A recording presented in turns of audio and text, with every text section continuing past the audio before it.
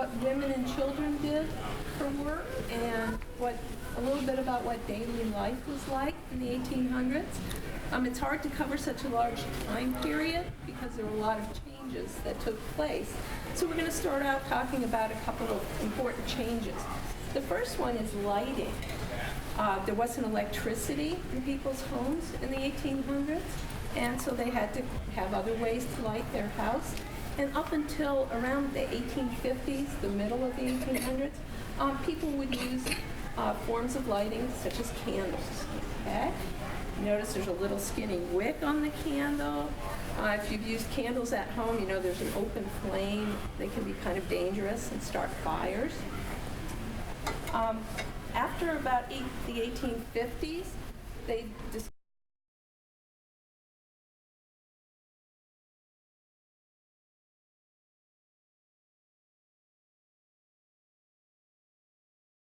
off more light and they're a lot safer. There's a wick that's down in the oil. It absorbs it, and the oil's flammable. And you would have your wick behind this glass chimney. It's a wider wick, so it gives off more light, and it's protected by this glass chimney, so it's less likely to catch fire. So it's a lot safer. Can you imagine what it would be like to have to light a lamp in the morning if it was dark, or at night? A lot different. Another thing that changed that was really important in the 1800s was the way people cooked and heated. In the early, up until about, again, the middle of the 1800s,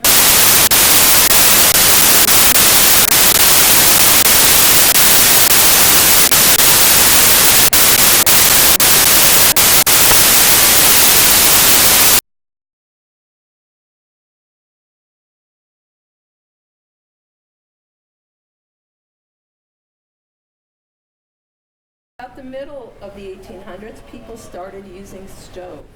So there's no open fire, it's contained in your stove. The stove's made of metal. And you have burners and an oven, so you can do a lot of cooking a lot easier and safer. And it also could heat your house. People use wood stoves to heat their homes. Much more efficient than a fireplace. So that's a big change that took place. A lot of women's work then was to take care of their families, obviously, but a lot of it involved food preparation, whether they're fixing the meals, cooking the meals on the stove. A lot of people lived on farms, but even if you didn't live on a farm, you probably had a garden and raised some of your own food, a lot of your own food. So have any of you had gardens at home? Yeah, it's a lot of work, isn't it? You have to plant your seeds, you have to weed it, or it'll get overgrown with weeds. You might have to water it if you haven't had enough rain. So there's a lot of work before you even harvest whatever you've planted. So that's something that women would do and children would help out with. So that was a big thing, was to have a garden and raise your food. Now you could eat the food fresh, but usually you get a lot out of your garden and you can't eat it all. And in the winter there's nothing growing, right? So your family's going to need food then. So you need to preserve that food and put it away to keep it from spoiling. And with no electricity, there's no refrigerators, there's no freezers. So you have to do something else to keep your food. One thing people could do is to dry their food. And people would raise a lot of beans because they grow pretty easily, they're healthy for you, and you can do a lot of things with them. You can have green beans fresh out of your garden. You can let them mature and take the beans out of the pods and put them in a jar or a bag and store them for a long period of time. And then you can use them for making baked beans or bean soup. So that's a great, easy thing to grow, easy to keep. You could also can your beans, and a lot of other foods. This is like the cans you get from the grocery store that have fruits and vegetables. It's in a glass jar. And this came about in the middle of the 1800s. And basically what you do is you're putting your food in here, you're heating it, you have a special lid, and it creates an airtight seal that will keep germs from getting inside there and spoiling your food and making you sick. So you could can vegetables and fruits from your garden and have them in the wintertime when you aren't growing it. A third way to preserve your food would be to salt it, and this works really well for meat. If you butcher like a big pig, you have lots and lots of meat. You don't have a freezer to store it in, so you would salt it. You put it in a big crock of really salty water. The meat would absorb the salt, and it gets so salty that the germs that would make it spoil and make you sick can't live in that environment. So this is a piece of bacon. You might not know that bacon is a section of the pig, so it's a great big chunk. It's even bigger than this. So it's not just the little slices like you get from the grocery store, but it would be cut across. So if you look at it this way, does it look kind of like your bacon? You can tell it's bacon. The thing about salting meat, though, is it's so salty that we can't eat it either. So we have to soak it in fresh water and keep changing out the water and get that salt out of the meat before we could eat it. But that is a good way to preserve your meat, and that's what people used to do. People could raise chickens and turkeys, geese, ducks for eggs and meat. This is a chicken egg, probably the most popular, but you could also get eggs from your turkeys. You could get eggs from your geese. That's a big egg, isn't it? So you could collect your eggs. If you don't wash them, they will keep for up to about a month. Now the ones you get at the grocery store have all been washed, but on the farm we don't wash them, and there's a protective coating on them when the hen lays them, and that keeps the air out and keeps them from going bad. So that's how people could have eggs and not have to put them in the refrigerator. Now, if your farm, if your chickens or ducks or geese have lots of eggs, you could take those extra eggs and you could trade them maybe for something that you can't grow on the farm, like coffee. We can't grow coffee beans in Ohio. So you might be able to go to the store, general store, and trade your extra eggs for coffee beans, and you could grind them up in your coffee grinder, and that way you and your husband could have coffee. Another thing you might have that you could trade or barter with would be butter. Now, if you have cows on your farm, a lot of people don't realize that cows don't give milk all the time. So just because you have a cow doesn't mean you always have lots of fresh milk available. They only give milk after they've had a calf and the farmer's been milking it.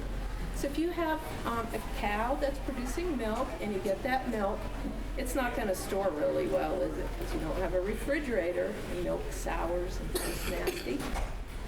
But you could skim the cream off the top, and you could churn butter, and you could salt that butter and keep it cool. And it will last quite a long time.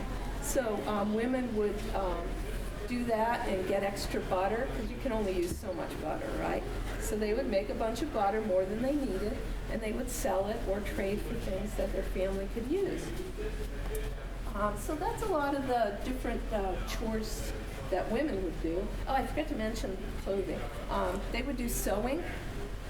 They might sew quilts for their family, beds to keep them warm, and they had to sew clothing for the family.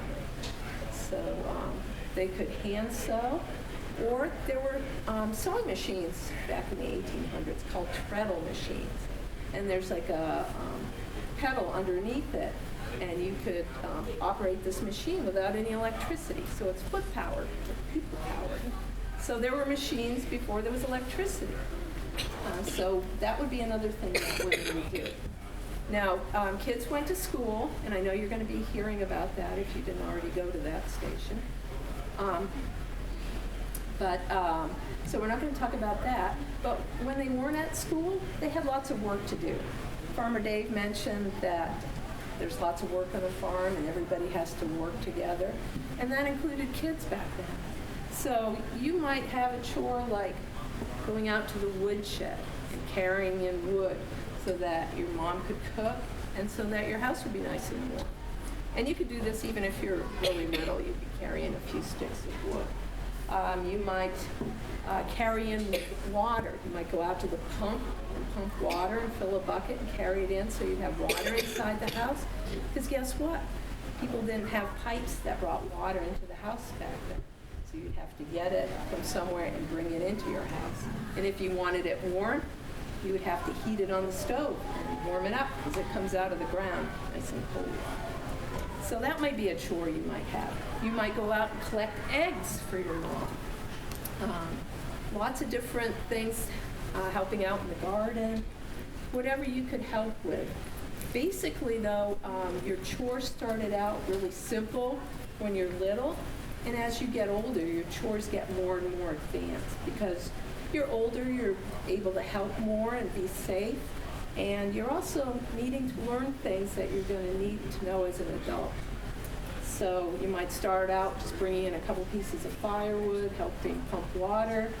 When you're a teenager, girls, you might be helping mom cook on the wood cook stove. Boys, you might be out helping dad with the workhorses in the fields.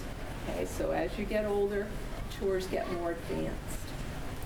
So when you're not at school and you're not doing all that hard work, kids like to play just like they do today. Toys were a little different. No plastic toys back then. Plastic hadn't been invented. You might make some of your toys. You might make a corn husk doll from the outer part of the corn. And that's something that you could make yourself and really cheaply. You've got all of this from all that corn that you're raising on the farm.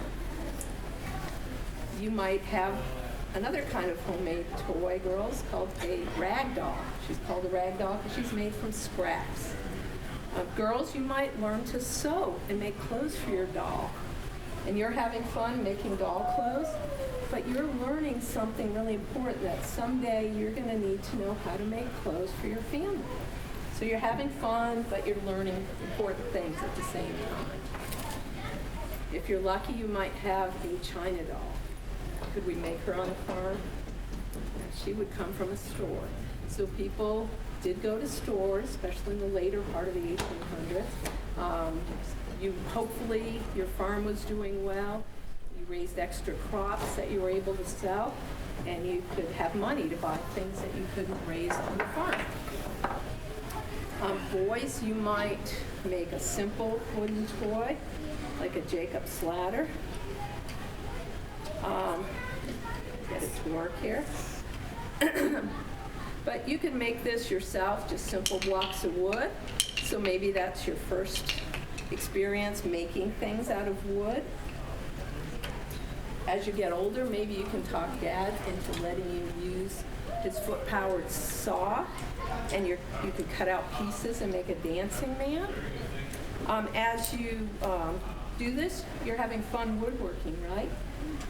But you're learning, just like the girls, you're learning a skill that you're going to need when you're an adult, because if you're going to be a farmer, you're going to have to know how to use tools, how to fix things, how to make things. So that's a little bit about what life was like for women and children in the 1800s. A lot more difficult without electricity. A lot of the things we do every day that we just take for granted because we have electricity to make it easier, they didn't have. They had to work harder at some of these simple things, just like turning on the faucet or turning on the light switch. It was easy for us. It wasn't so easy back then. So a lot of changes have taken place. So, we're at time? Okay. What do we say, class?